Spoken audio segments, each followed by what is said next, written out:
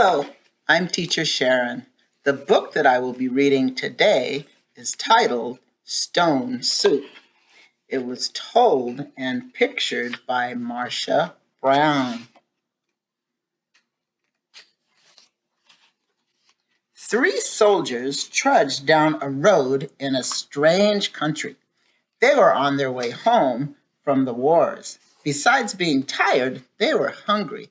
In fact, they had eaten nothing for 2 days. "How I would like a good dinner tonight," said the first. "And a bed to sleep in," said the second. "But all that is impossible," said the third. "We must march on." On they marched. Suddenly, ahead of them, they saw the lights of a village. "Maybe we'll find a bite to eat there," said the first. "And a loft to sleep in," said the second. "No harm in asking," said the third.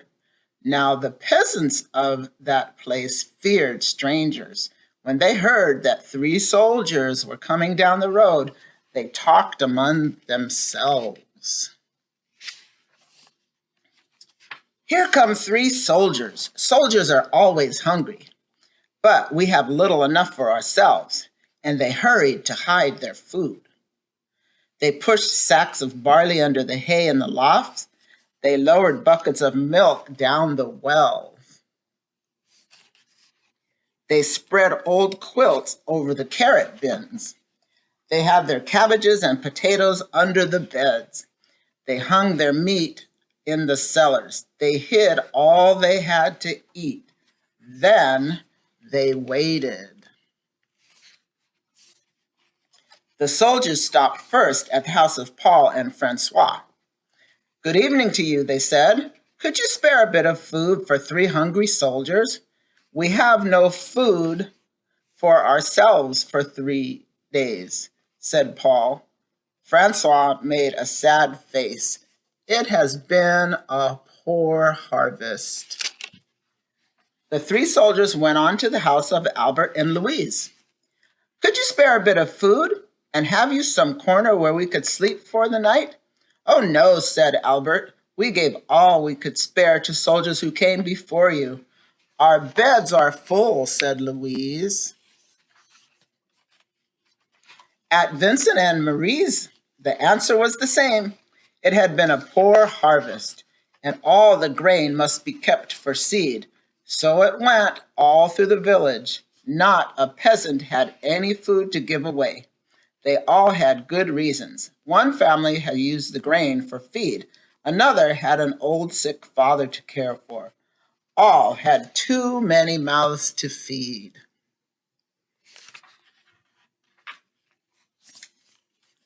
The villagers stood in the street and sighed. They looked as hungry as they could. Look at their faces. The 3 soldiers talked together. Then the first soldier called out, "Good people!" The peasants drew near. "We are 3 hungry soldiers in a strange land. We have asked you for food, and you have no food. Well then, we'll have to make stone soup."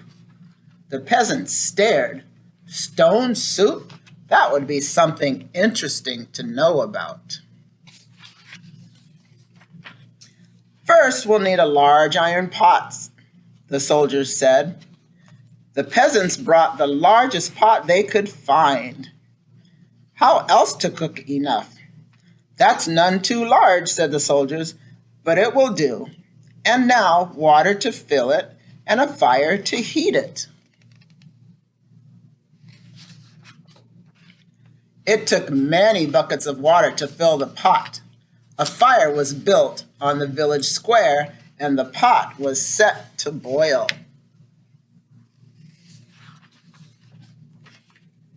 "And now, if you please, 3 round, smooth stones."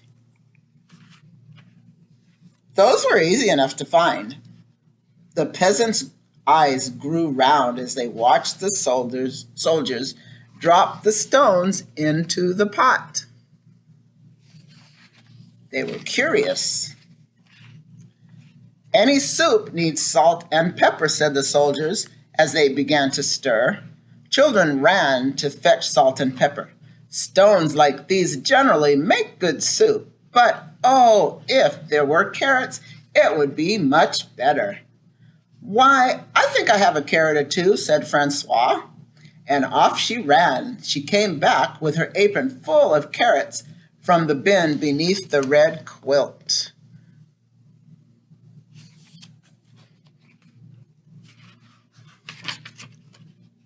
A good stone soup should have cabbage, said the soldiers as they sliced the carrots into the pot. But no use asking for what you don't have. I think I could find a cabbage somewhere, said Marie, and she hurried home.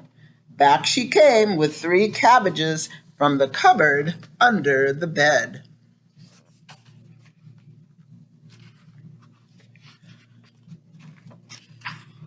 If we only had a bit of beef and a few potatoes, this soup would be good enough for a rich man's table. The peasants thought that over. They remembered their potatoes and the sides of beef hanging in the cellars.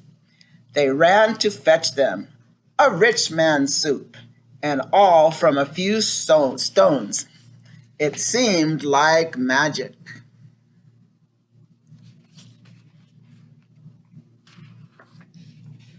Ah, sighed the soldiers as they stirred in the beef and potatoes.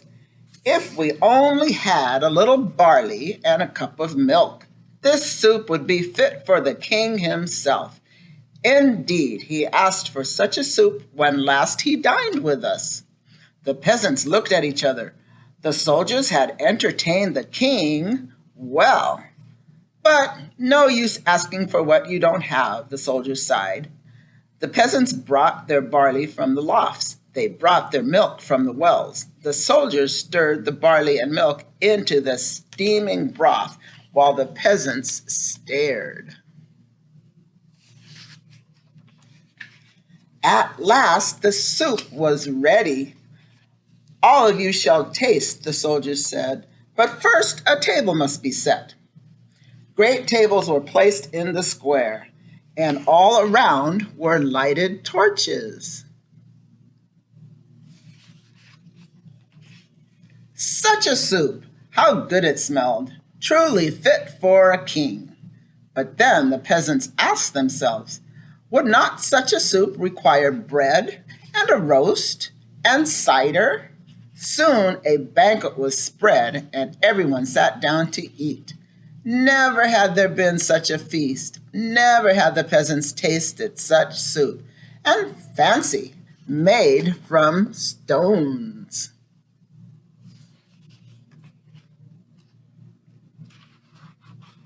They ate and drank and ate and drank, and after that they danced.